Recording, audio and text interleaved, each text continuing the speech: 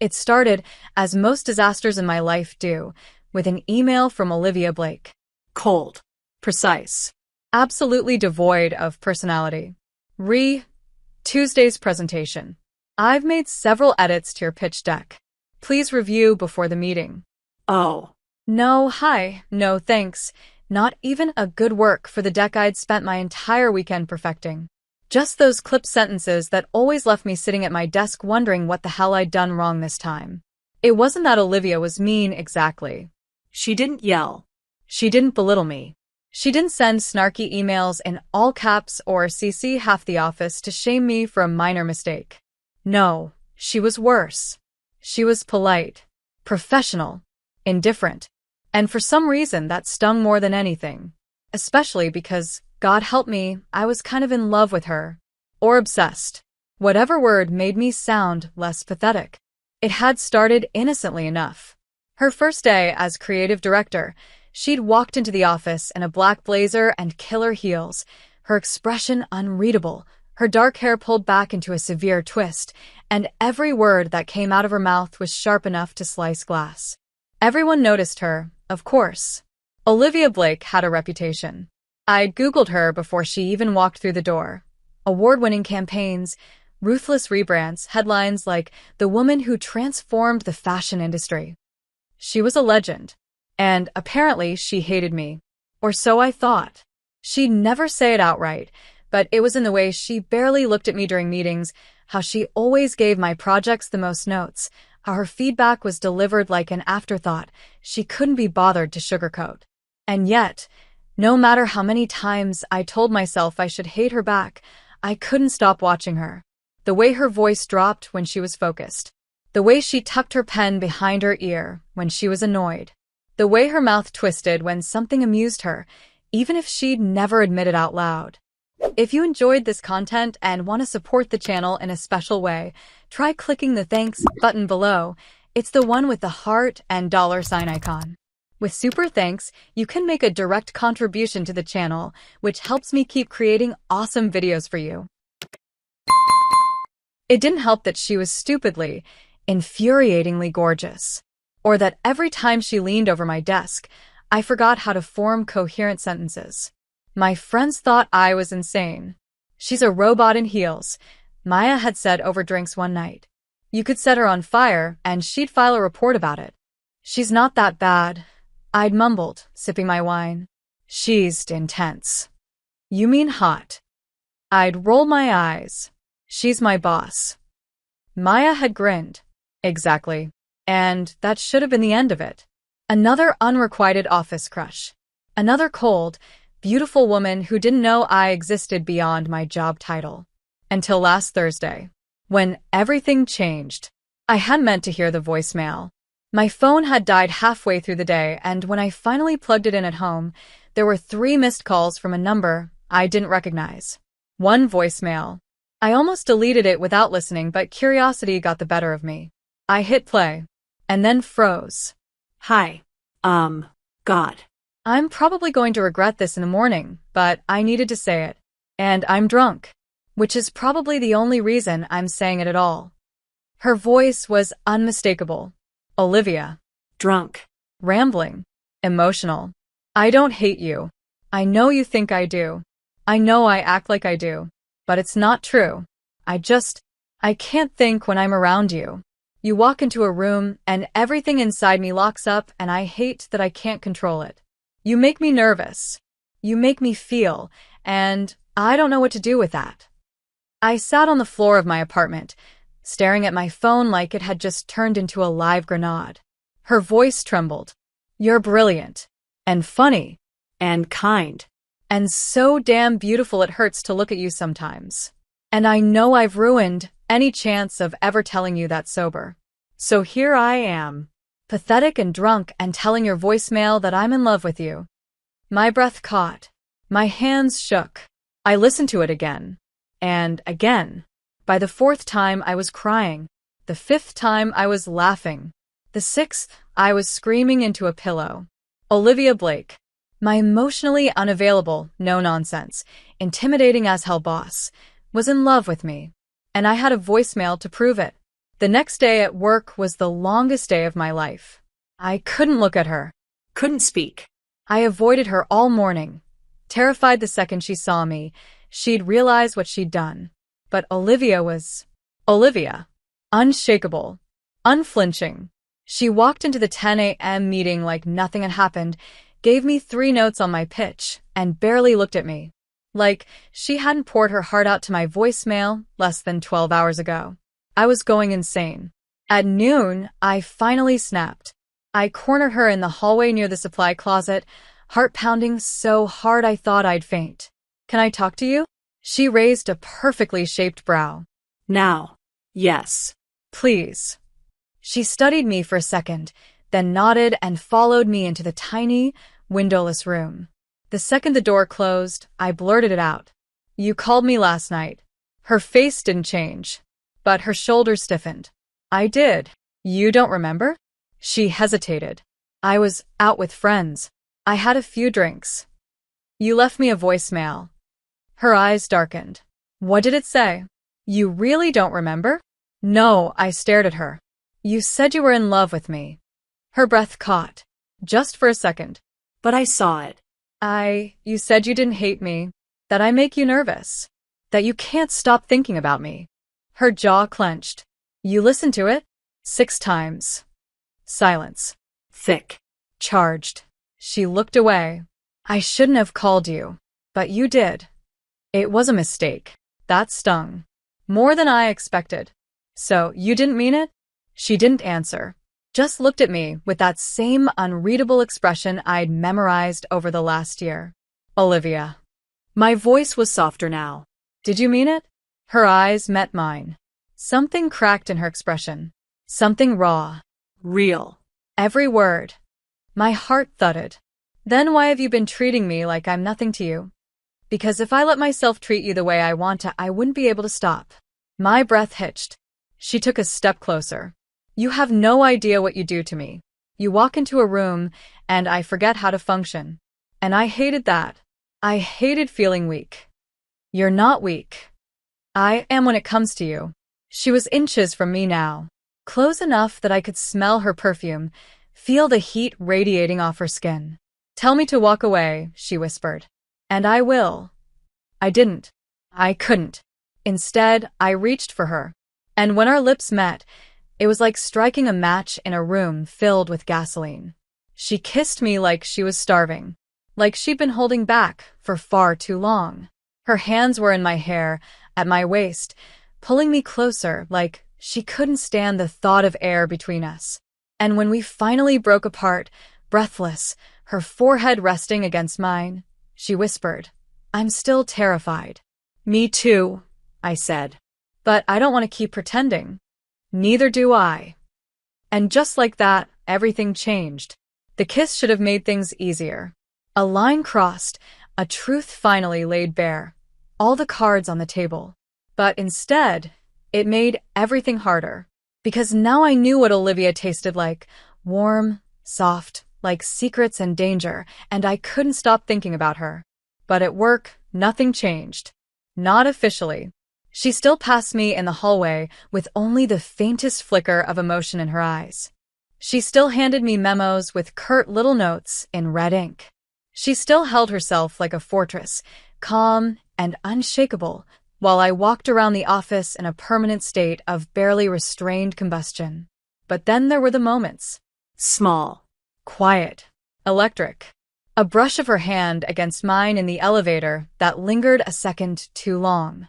Her voice low and taut in meetings when she spoke to me, only me, like there was something else beneath every word. And her eyes, God, her eyes. They gave her away more than anything. When no one was looking, they softened, burned, told me everything she couldn't risk saying. We hadn't talked about what happened. That night in the supply closet ended with another kiss, deeper this time, her hand gripping my waist like she was scared I'd vanish. Then she pulled away, her voice hoarse. "We need to be careful." And she was right. This was dangerous. Complicated. She was my boss. I was her subordinate. There were rules. Protocols. Boundaries we'd already broken. But that didn't stop her from showing up at my door 3 nights later, drenched from the rain, cheeks flushed with something more than weather. "I couldn't stop thinking about you," she said. And then she kissed me. Hard. Desperate. She didn't stay the night. She never did. And that was part of the deal. Whatever this was, it had to be hidden. No one could know. Not yet. Maybe not ever. If anyone finds out, I could lose everything, she whispered once, her head resting on my shoulder after the kind of kiss that left me trembling. "Then we'll be careful," I said. And we were. Mostly. But hiding something like this, something wild and tender and alive, was like trying to hold fire in your hands and pretend it didn't burn. I started noticing the way people looked at us. Nothing obvious, just flickers of curiosity when we spoke too softly in meetings. The way Olivia's gaze lingered a beat too long when she thought no one was watching. One morning, I walked into the office kitchen and caught Sarah from HR staring at me like she knew something I didn't. "You and Blake have been working closely lately, huh?" she said, eyebrows raised, smile sharp. "She's very hands-on." I swallowed hard. "Yeah, she's thorough." And she stirred her coffee. "Must be nice. All that one-on-one attention." I smiled back, tight and forced. "She pushes everyone. That's her job." "Sure," Sarah said, like she didn't believe a word of it. That night, I told Olivia about it. We were in her apartment, sleek, minimalist, too clean to feel lived in, curled up on her leather couch while the city lights spilled through the windows behind her. "I think people are starting to notice," I said. She closed her eyes, rubbed her temples. "This is exactly what I was afraid of. We've been careful. Not careful enough." "So, what are you saying?" I asked, heart already sinking. "That we stop."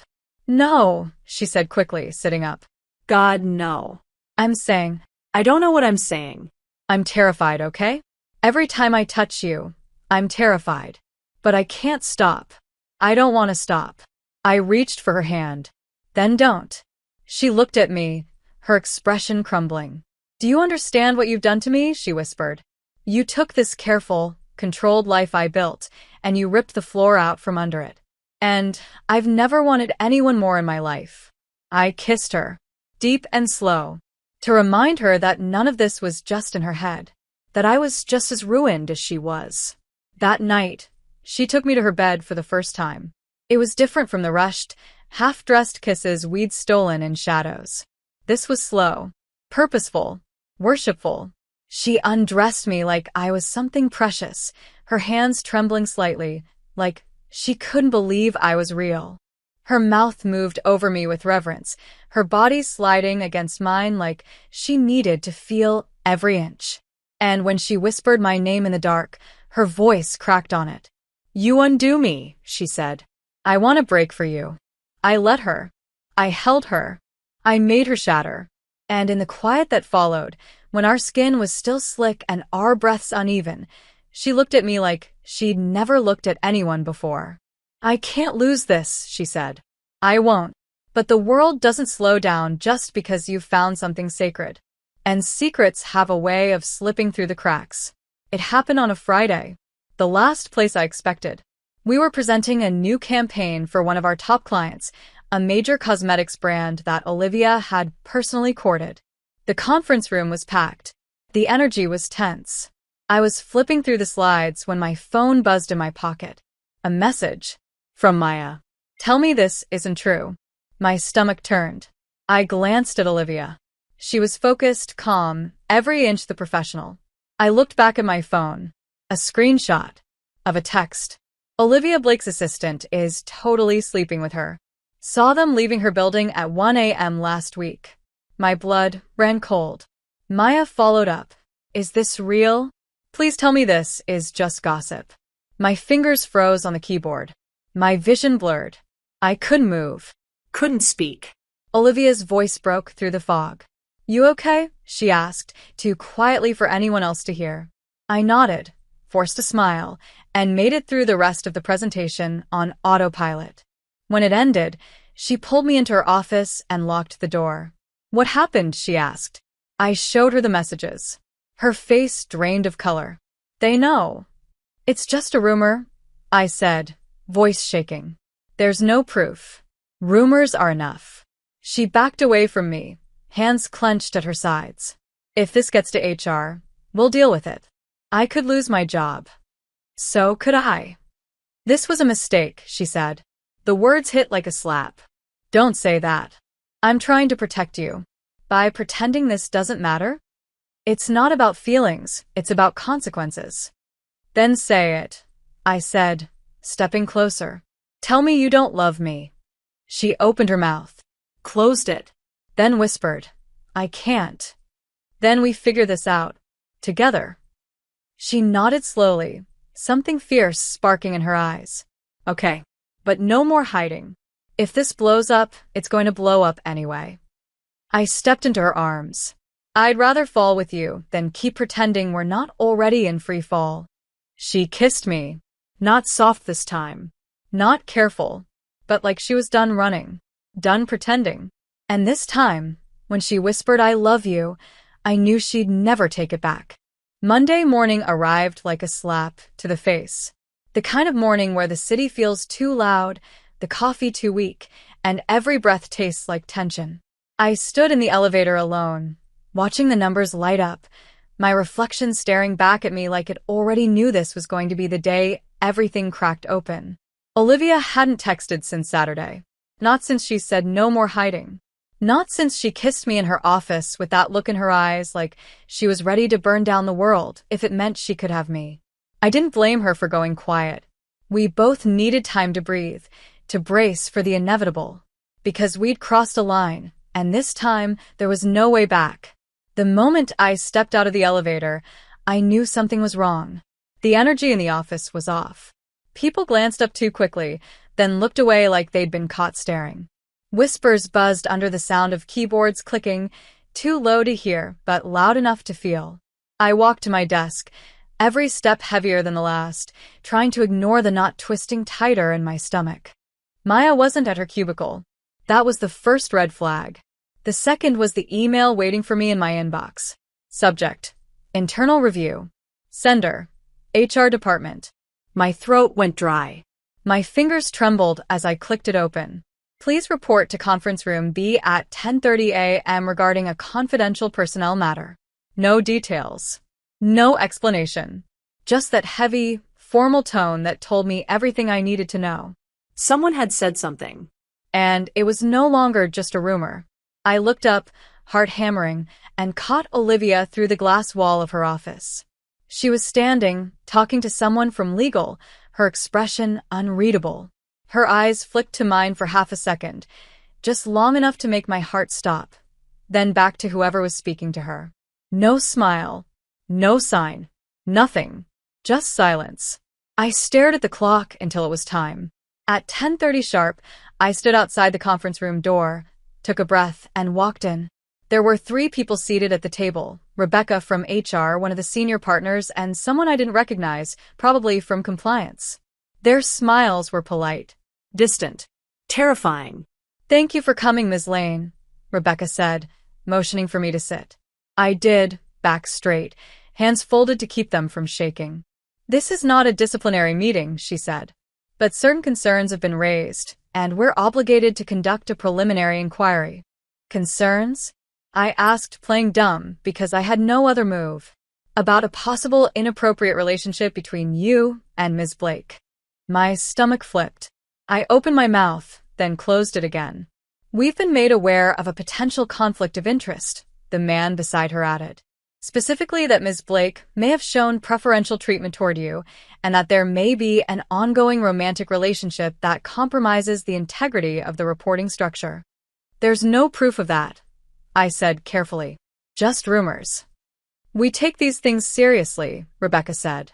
All parties involved will be interviewed. Until we've completed our review, we're asking that you and Ms. Blake maintain professional distance. Professional distance, I repeated. That means no contact beyond work-related communication, she clarified. In person or otherwise. I wanted to laugh. Or cry. Or throw something. But I nodded. Because I had no choice. Understood. The meeting ended quickly. Efficient. like cutting a cord and walking away. I left the room feeling like I'd been hollowed out. Back at my desk, I didn't even pretend to work. I just stared at my screen until Olivia's door opened, and she stepped out. Her walk was calm. Her expression, unreadable. She didn't look at me. Didn't glance my way. She just disappeared down the hall toward the elevators. "Hey," a voice said behind me. I turned to find Maya, her expression tight. "You okay? What did you hear?" "Enough," she said softly. "I tried to tell you last week, but I know. Do you want to talk about it?" "Not here." We walked to the rooftop garden. It was quiet, mostly empty, just a couple of people on their lunch breaks. Maya sat beside me on a bench, her eyes gentle. "How bad is it?" she asked. I exhaled. "They called me in. HR. They're investigating." "Shit. They're keeping us apart. Me and Olivia." "So it's real." I nodded. "I didn't mean for it to happen. It just did." "You don't have to explain." "She tried to fight it," I said. "We both did. But I love her. And she loves me. Then you'll get through this. Or we won't. You're stronger than you think." I looked at Maya, grateful and aching all at once. "Thank you." She smiled. "Just don't break into HR and burn the place down. Yet." I laughed, a weak little sound. But it helped. That night, I didn't go home. I walked the city until my feet hurt, phone buzzing with unread texts I couldn't bring myself to answer. Finally, sometime after midnight, I stood outside Olivia's building, staring up at her window like a coward. We weren't supposed to have contact. But I needed her. Just for a moment. I pulled out my phone, heart racing. I typed, "I miss you." Then deleted it. Then typed it again. Then hit send. I waited. 10 minutes. 20. 30. Nothing. I turned to walk away. Then the door buzzed. My heart jumped. I stepped inside, rode the elevator in silence, and knocked on her door with shaking hands. She opened it wearing one of those soft gray sweaters I loved, eyes red-rimmed, hair loose and messy like she hadn't slept. Neither of us said a word. We just stared. Then she pulled me inside and kissed me. Hard. Desperate. Like she needed me just to breathe. "I'm not letting them take this from me," she whispered, voice cracking. "I don't care what it costs. Liv. I'll quit if I have to." "You can't." "Yes, I can. You're the only thing that feels real. The only thing I didn't plan for. And I'm not losing you because someone in a suit decided we broke a rule." I kissed her again, fiercer this time. She wrapped her arms around me like she couldn't bear to let go. We didn't talk anymore that night. Just touched. Moved. Fell into each other like we'd been waiting our whole lives. When I woke the next morning, sunlight streaming through the windows, Olivia was already up, sitting at the kitchen table with a mug of coffee and her laptop open. I padded over, heart pounding. "What are you doing?" She looked up at me, eyes steady. "I'm writing my resignation letter." The air in Olivia's apartment was too still. The kind of silence that didn't feel restful, but heavy, like something holding its breath before it breaks.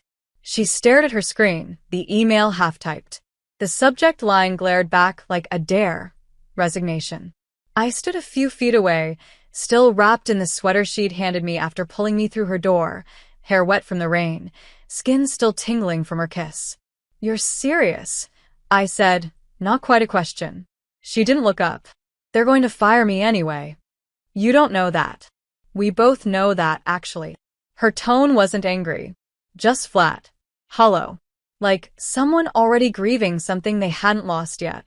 It was just an anonymous rumor. I tried, heart racing. They haven't even proven anything. They don't have to. In this industry, appearance is everything. I'm not married. I'm not a man. I'm not tenured. They were waiting for a reason. "You think us is the reason?" She finally looked at me. "It's not you. It's them. They'd rather erase a woman who breaks the rules than ask why the rules are broken in the first place. Then fight." My voice was stronger than I felt. "Don't just give up. This isn't giving up." She turned back to the laptop. "This is strategy. I get out before they can publicly gut me. Control the narrative. Protect the parts of myself I can still salvage. I stepped forward, my pulse thudding like thunder. And what about me? That made her flinch. Just slightly. But I saw it. What happens to us if you walk away now? That's exactly why I have to. Her eyes met mine again, and suddenly she didn't look like my boss. She looked like Olivia. The woman who kissed me like her life depended on it. The one who left a drunken confession on my voicemail because her heart couldn't take the silence anymore. I don't want you caught in the fallout, she whispered. I am the fallout. I've been in it since the moment you called me that night. I shouldn't have. I'm glad you did. Her jaw tightened. This, whatever's between us, it was a mistake. My stomach dropped. You don't mean that. I mean that I can't afford it. She pushed back from the desk and walked past me, hands in her hair, her body tight with tension. I wanted this to be quiet, secret, something that lived between walls and whispers. But it's not. It's out there now, and I don't know how to protect you from it. Maybe I don't need you to. But I do, she snapped, then stopped, breathing hard. I do. I stared at her. This woman who had always been so composed, so precise, unraveling in front of me like I was the only one she trusted enough to fall apart with. Do you regret it? I asked quietly. Any of it? She turned slowly. No. God, no. She crossed the room and cupped my face in her hands, her eyes dark with emotion. You're the only thing I don't regret. I leaned into her touch. Then stopped pushing me away. Her forehead dropped against mine, her breath shaky. If I stay, if we try to keep this quiet and it blows up, you'll be the one they chew up. They'll paint you like a girl who slept her way up, who seduced her boss. You don't know how cruel this world can be. I don't care. I do. We stood there, clinging to each other in the middle of the quiet room, every word like broken glass between us. She didn't send the resignation that night. Not yet. She closed her laptop, Poured us wine. pulled me to the couch, and let me curl against her chest like she needed me close just to breathe. Let's pretend, she whispered, for one night that the world outside doesn't exist. So we did. We stayed on that couch until morning, touching without urgency, kissing without fear. She kissed my wrist, my cheek, my shoulder like she was memorizing me, like she thought she might lose me soon. And when she finally fell asleep with her head tucked beneath my chin, I stared at the ceiling, wide awake, heart beating too loud. Because we hadn't fixed anything. We just delayed the storm. Monday came fast. The HR whispers hadn't faded. Neither had the stares. A few people acted normal, too normal, like they were trying to pretend they didn't know. But some didn't bother hiding it. Maya cornered me in the copy room, arms crossed, expression tight. So, it's true? I blinked at her. What? You and Blake. That's none of. They're talking that loudly. If you don't tell your side, they'll write one for you. There is no side. Then make one. Or Olivia will be the villain, and you'll be the girl who couldn't keep her legs closed. I flinched. Sorry, she said immediately. That was harsh. But this is real. You're too good at what you do to let them define you by who you sleep with. It's more than that. I know it is. She stepped closer. But does she? I didn't answer, because deep down I didn't know. At lunch, Olivia walked past me in the hallway and didn't look up. Professional distance. Like we were strangers again. Like she hadn't spent the weekend tracing constellations across my bare skin. The next day, she didn't show up at all. Her office stayed locked. No one said why. The day after that, Rebecca from HR called me back in. Ms. Blake has requested a leave of absence, she said, tapping her pen against the table. Effective immediately. What does that mean? I asked, already knowing. It means you will no longer report to her. And it means the investigation is on hold. For now. And me. You're not under review at this time. But the rumors. We're a corporate agency, Natalie. Not high school. That's not how it feels. She gave a tight smile. Keep your head down. Focus on your work. Let us handle the rest. I walked out numb. Olivia was gone. No goodbye. No message. No warning. She was just gone. And I didn't know if that meant she was protecting me or running from me. I stared at my phone that night, willing it to light up, but it didn't. No messages, no calls, no drunken voicemails, just silence. The silence stretched for days. At first, I tried to convince myself she was just taking space, that maybe stepping away was her way of protecting me, of buying time while things cooled down. But as the hours dragged on and her name stayed absent from my inbox, my messages, my life, the hope started to rot. She hadn't left a note. No text. Not even a forwarded calendar invite or one of her infuriating one-line emails. It was like she'd been erased. Scrubbed clean from the office, from my world, from me. And the worst part? I didn't even know if she was okay. I stared at my phone constantly. Woke up in the middle of the night expecting her name to light up my screen. Checked her social media accounts obsessively, but Olivia Blake hadn't posted anything personal in years. Of course she hadn't. She'd built her life on control, tight, polished edges that never cracked. Until she called me drunk, whispering that she was in love with me. Until she kissed me like I was the only thing keeping her alive. Until she ran. Work didn't stop, though. If anything, it sped up. Like the world had decided to pretend she was never here. Like we were all expected to move on, and pretend a woman like her hadn't just detonated everything we thought we knew about power, professionalism, and passion. The agency named a new interim creative director within 48 hours. Someone from a different department. Nice enough, sharp in meetings, but lacking the gravity Olivia carried when she walked into a room. No one said her name aloud, but her ghost lingered everywhere, in the way I still expected to hear her heels clicking down the hallway, in the way people hesitated before giving me feedback, unsure if I was still protected or already marked. I wasn't sure either. Maya tried to get me to go out, tried to take me dancing or drinking, or even just for a long, cathartic walk around the city. "You can't just keep waiting for her," she said one night, sitting on my couch while I stared blankly at the TV. "She's the one who walked away." "She didn't walk away," I whispered. "She vanished." Same thing. No. Walking away would have meant looking me in the eye. Saying goodbye. She didn't even give me that. Which is exactly why you need to move on. I blinked slowly, trying not to cry. What if I don't want to? Then be honest with yourself about what that means. About what it costs to love someone who disappears the second things get hard. I didn't say anything after that. I didn't need to. The truth was already eating me alive. Because I had fallen in love with her. Somewhere between the clipped emails and her sharp glances in meetings, between the first kiss and the last night in her bed, I'd fallen. Hard. And I didn't know how to land without her. A week passed. Then 2. By the 3rd, I'd stopped expecting to hear from her. Stopped flinching every time my phone buzzed. Stopped sitting at my desk hoping to see her reflection in the glass across the office. I told myself I was healing, but it felt more like grieving. Then one night, everything changed. I was walking home late, another round of revisions that bled into overtime, and I passed the wine bar 2 blocks from Olivia's building. The one she used to suggest for after-work drinks she never actually attended. I was about to keep walking when something made me stop. Maybe it was instinct. Maybe hope. Maybe pain. But I turned. And there she was. Sitting inside. Alone. A half-empty glass of red in front of her. Same sharp blazer. Same shadowed eyes. But something about her looked different. Softer. Sadder. Shattered. My pulse exploded in my ears.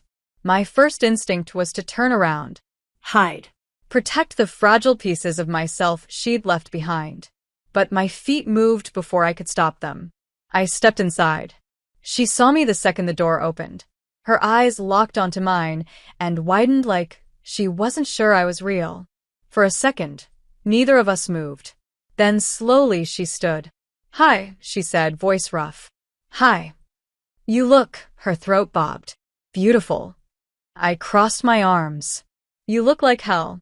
She laughed once, broken and soft. "Fair. You disappeared." "I know." No call. No text. No message. not even a post-it. I wanted to reach out, she said. Every day. I almost did. 100 times. Then why didn't you? Because I was ashamed. Because I couldn't face you knowing I'd let fear win. Her voice cracked. Because I thought walking away would protect you. From what? I whispered. From me. The words hit so hard I had to sit. She followed, settling into the chair across from me like someone trying to touch a dream they weren't sure they deserved anymore. I broke everything, she said quietly. Not just my career. My principles. My self-respect. I fell in love with someone who made me forget every rule I built my life around. And when the world started closing in, I chose silence instead of fighting for you. I would have fought with you, I said. I wanted to. I know. I didn't know how to be both in love and brave. I didn't think I could be both. We sat in silence. The bar buzzed softly around us, clinking glasses, low laughter, music playing like none of this was happening. So why now? I asked. Why show up here tonight? Because this is where we met that first night. Remember? The team happy hour I left after one drink. I nodded slowly. I sat right there, she said, pointing to the bar. And you were laughing at something Maya said. I looked at you, and I felt it. This pull. I knew I was already gone. Her eyes met mine, fierce and wet, and full of every word she hadn't said. I came back tonight because I couldn't stay away anymore. Because I miss you so much it hurts. Because I'm still in love with you, and I don't want to run anymore. My heart cracked wide open. So what now? I asked, breathless. Now. She reached for my hand. Now I ask you if you can ever forgive me. I stared at her fingers over mine. The hand that used to sign my performance reviews. The hand that once trembled against my thigh. The hand that had held me like I was something worth losing everything for. I swallowed. I don't know. Fair. But I never stopped loving you. Her grip tightened. Then let me prove I'm worth loving back. And in that quiet corner of the bar where everything began, Olivia Blake didn't look like a boss anymore.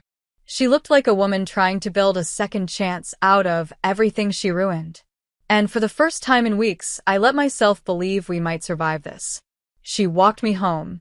Didn't ask. Didn't suggest. Just stood up after we finished our drinks, her hand brushing mine like a silent question, and I followed her out into the night without hesitation. The air was cool and damp, the city glowing quietly around us, every streetlight casting long, golden shadows. Neither of us said much, but the silence wasn't heavy anymore. It felt suspended, like the space between two heartbeats, like that breath you take before you jump.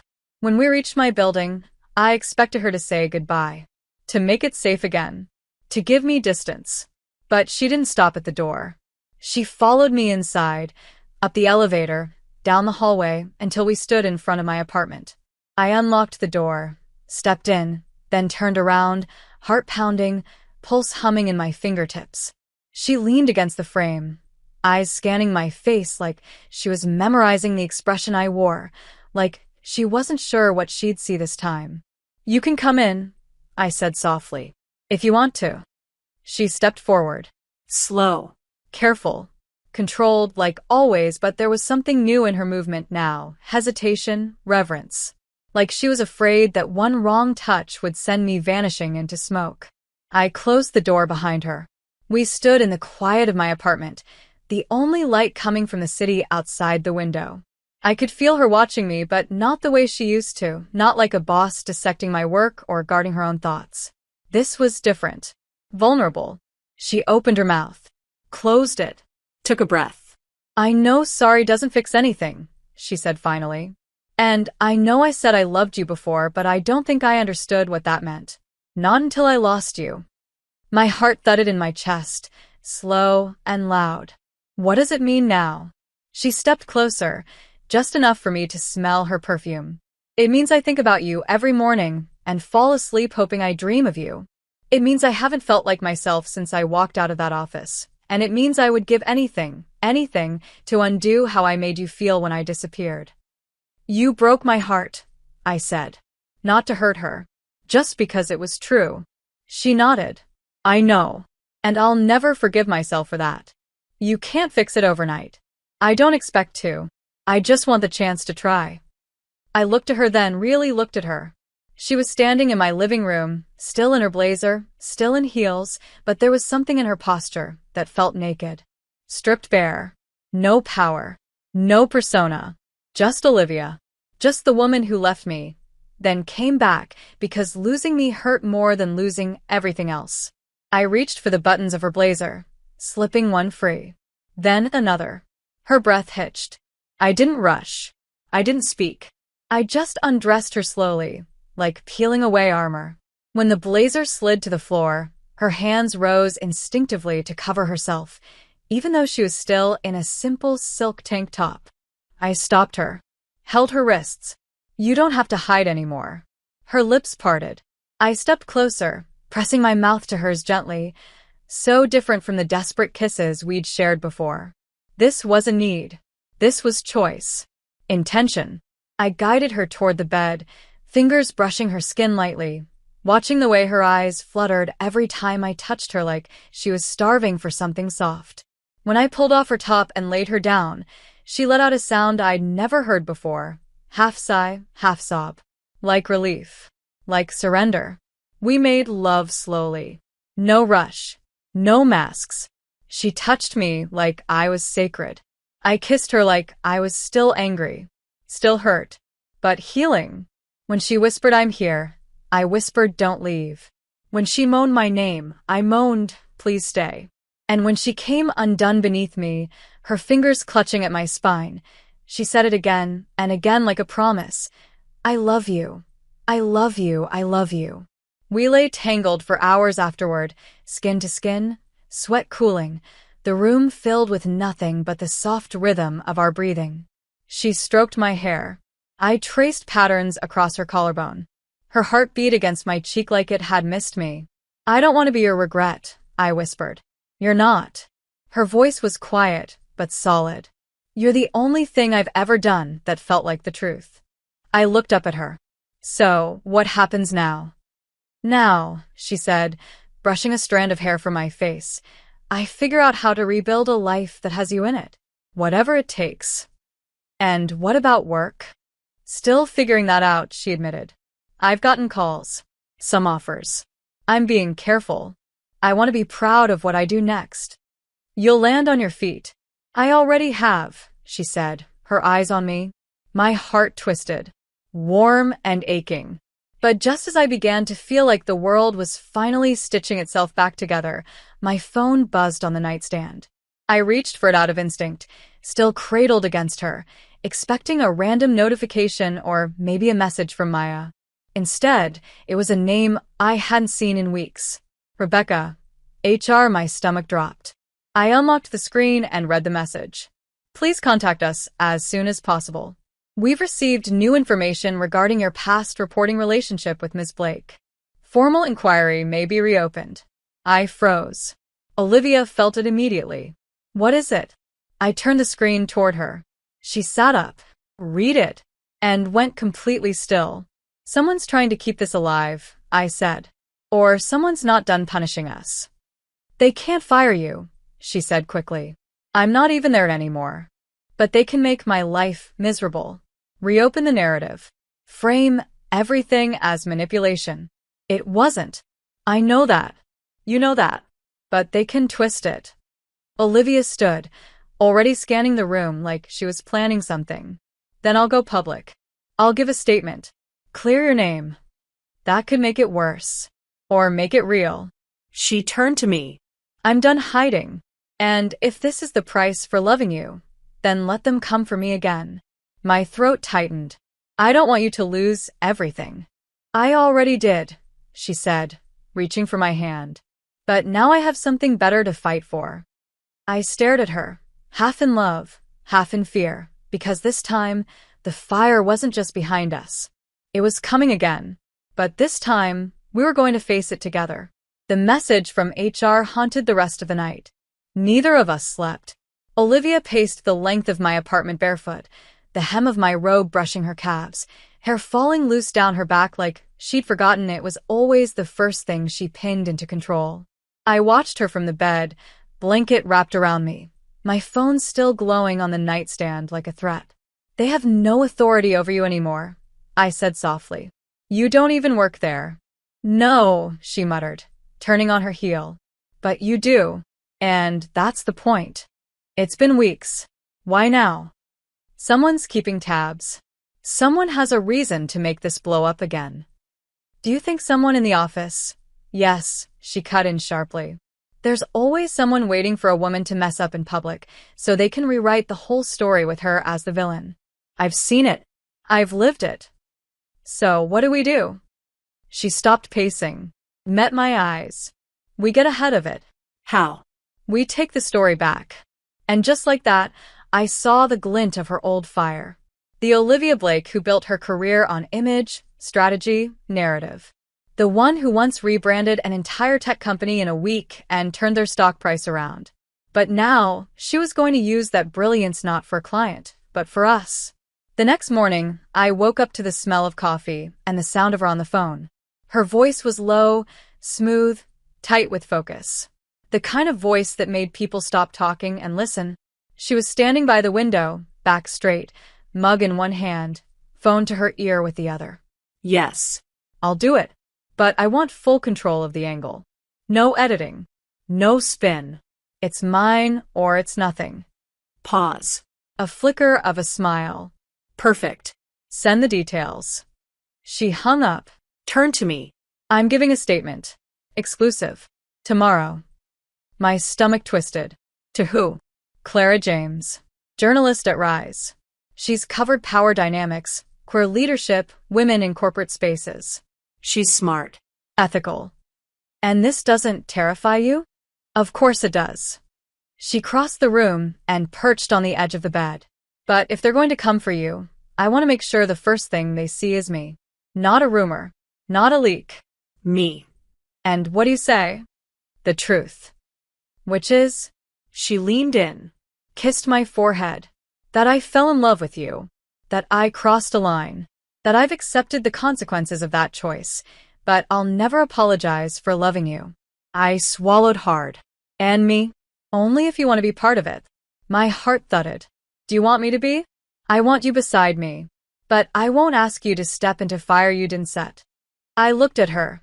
This woman who'd once only spoken to me in clipped sentences and cold critiques, now offering me not just her vulnerability, but her reputation, her name, her truth. "I'm in," I said. "If you are, I am." Her eyes shimmered. "Then we do it together."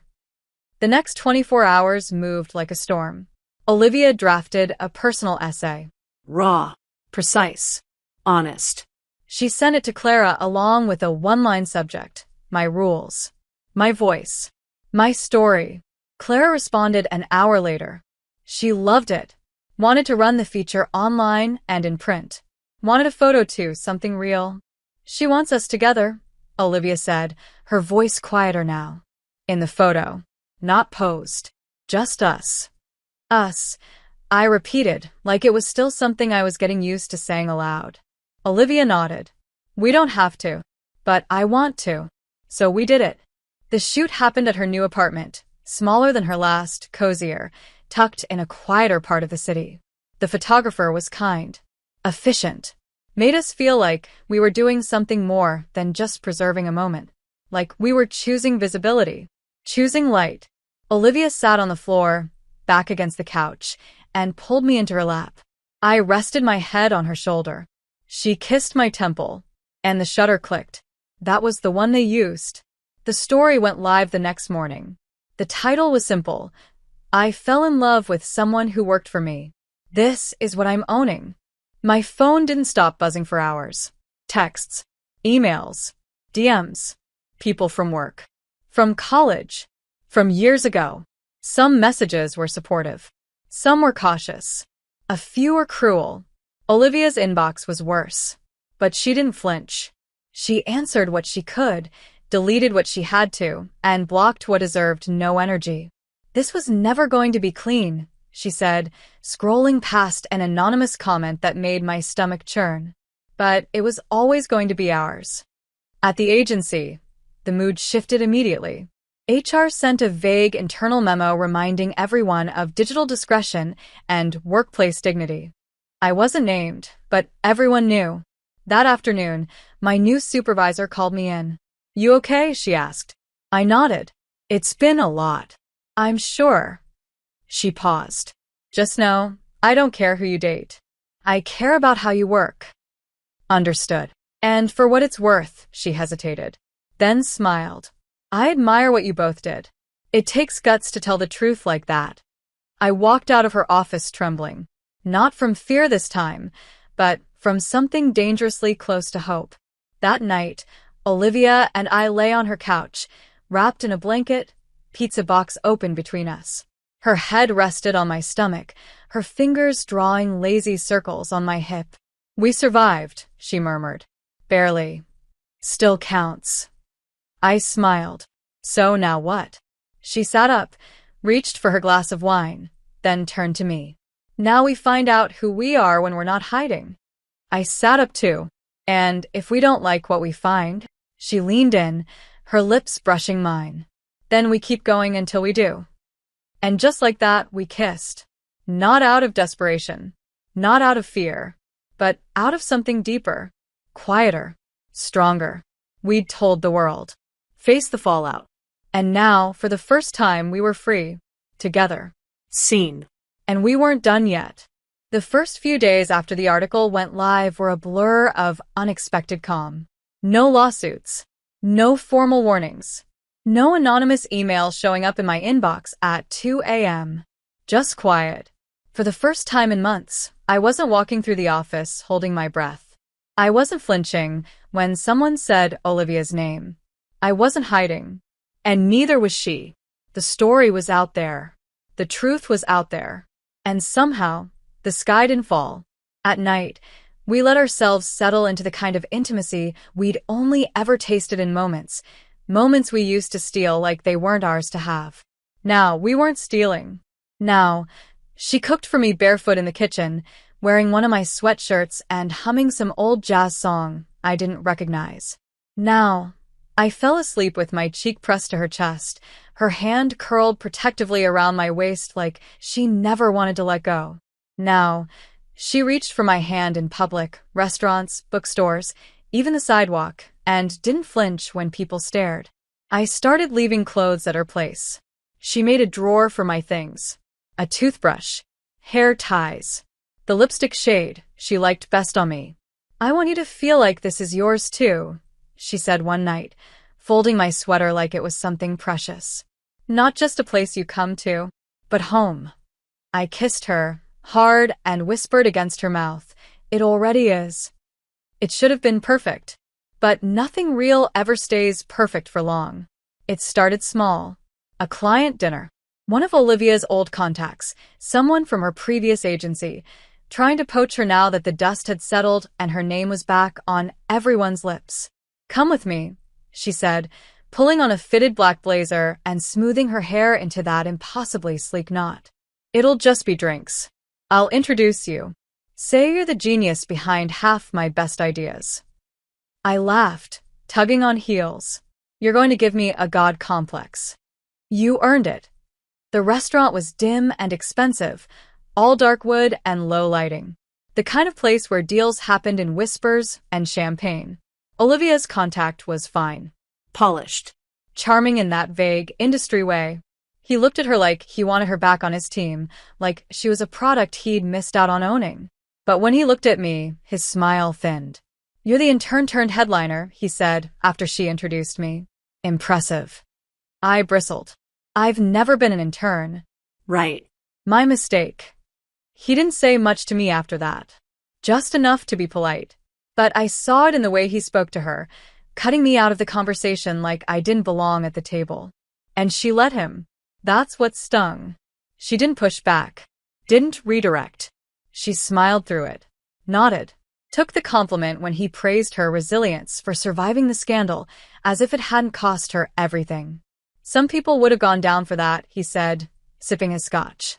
"But you walked out on your terms. That's why you're different." She didn't correct him. Didn't say I didn't walk out, she saved me. I said nothing. But inside, something cracked. That night, back in her apartment, she slipped off her shoes and poured herself a glass of wine like everything was fine. He's a dick, I said. He's connected, she replied. And a dick. You weren't exactly pushing back. She blinked. What? He talked about me like I was some footnote in your story. He didn't mean it like that. But you didn't correct him. Because it wasn't the time. Her voice rose sharp. I'm trying to rebuild, Nat.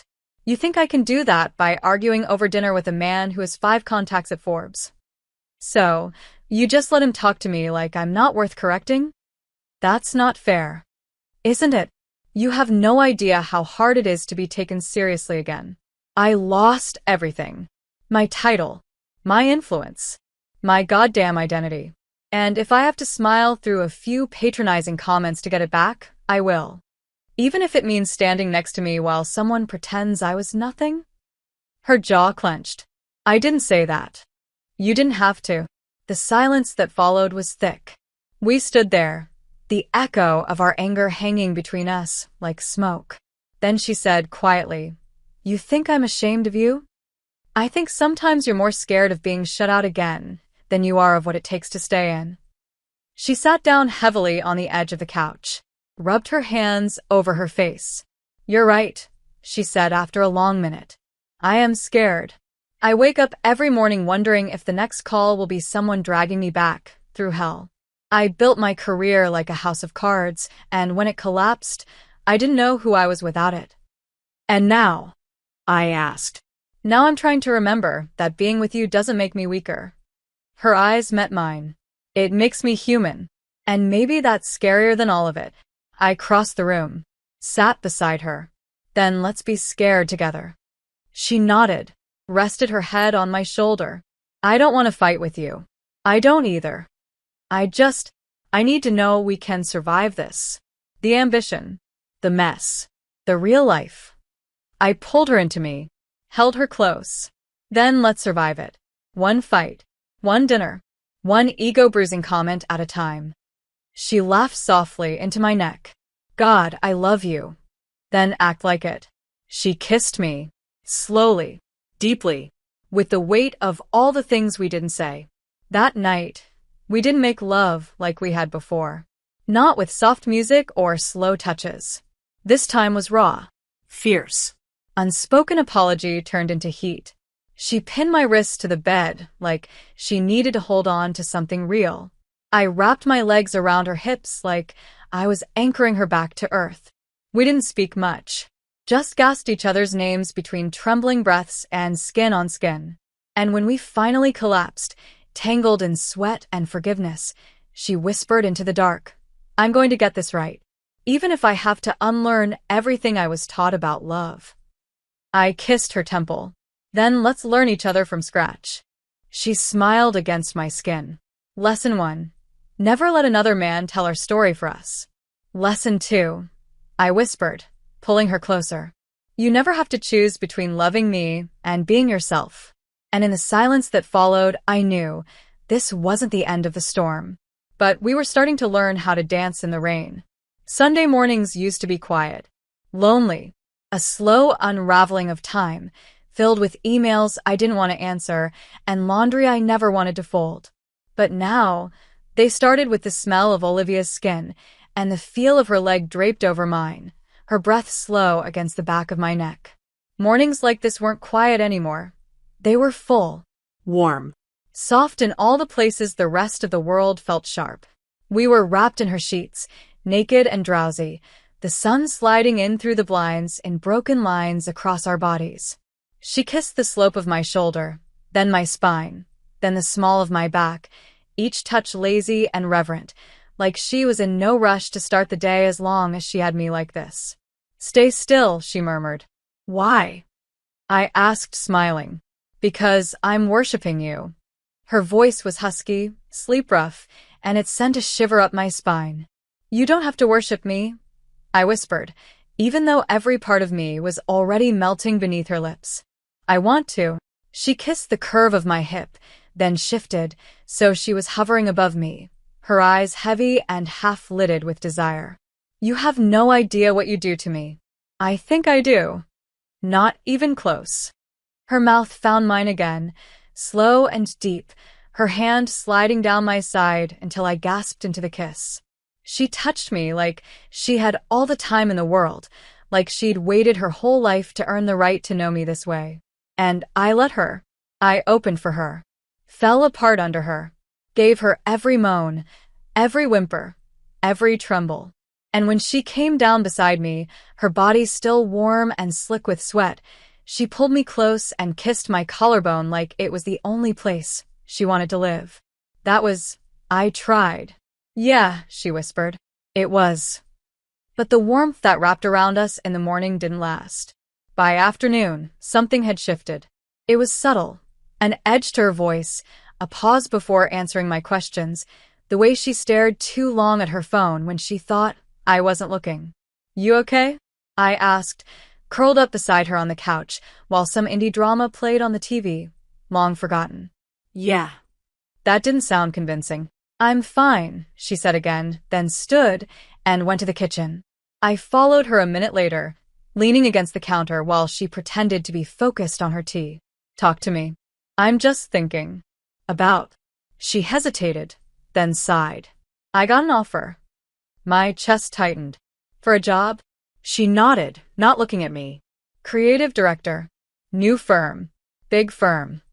That's good, right? It's in London. The words hit like ice water. I blinked. London. They want to fly me out for a final interview. They've seen everything, my portfolio, my statement, the article. They're not afraid of it. And you're thinking of going? I don't know. Olivia. I'm thinking, she said, sharper now, spinning around to face me. I haven't decided anything. I crossed my arms. But you didn't tell me when you got the call. Because I knew how you'd react. How I'm reacting now. Yes. Because this is the second time you're pulling away when things get hard. Her eyes flashed. This isn't about fear. This is about my future. Our future. Is it? The silence that followed was deafening. She softened immediately, reaching for me. I didn't mean that. I didn't. I stepped back. You did. Maybe not how you said it, but you're thinking about it. You're thinking about what this means long-term and whether I fit into it. That's not fair. Isn't it? I haven't accepted anything. I haven't made a decision. But you didn't bring it up until now. After we just spent a weekend pretending like nothing outside this apartment exists. Because I didn't want to ruin it. Then why did you? Her breath caught. Because I'm scared. So am I. I'm scared that I'll stay and start to resent what I lost. That I'll chase you into safety and end up small. And I'm scared you'll leave and forget me. I could never forget you. Then why does this feel like goodbye before it even starts? She stepped toward me slowly, cupped my face in both hands. It's not goodbye. I promise you it's not. I just need to know what I want. Who I want to be. Everything's changed since I met you, and I'm still trying to find the version of myself that can love you the way you deserve and not disappear in the process. My voice cracked. What if you realize you can't have both? She didn't answer. Just kissed me. Soft. Desperate. Apologetic. I let her. Because I didn't know how not to. We didn't talk about it again that night. Or the next day. But the space between us started to fill with that question. Unspoken. Unanswered. Thick with dread. What happens if she goes? And what happens if she stays and resents me for it? I didn't know. She didn't know. All we had was now. And for now, she was still mine. Still curled beside me at night. Still tracing patterns into my skin. Still whispering I love you like she needed it to be true. And I believed her. But I also knew the clock was ticking. That we were living in a space between heartbeats.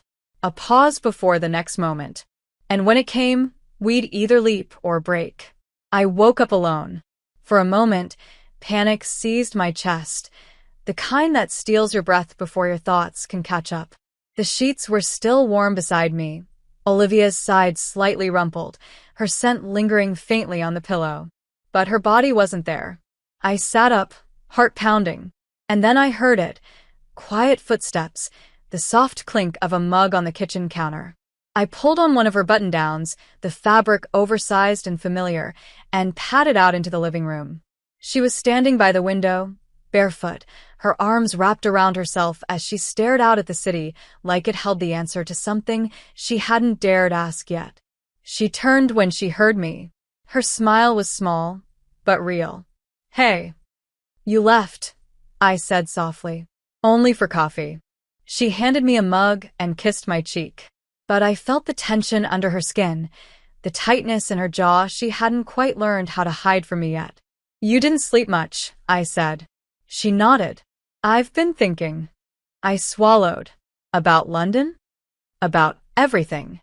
She walked to the couch and sat down, mug cradled between her palms like something fragile. I followed, curling beside her, trying not to let the ache in my chest show. She didn't look at me when she spoke. "I've been running my whole life. From expectations. From failure. From wanting things I didn't think I was allowed to want." Her voice was calm, but there was a tremor underneath. "And when I met you, I thought you were another thing I had to run from.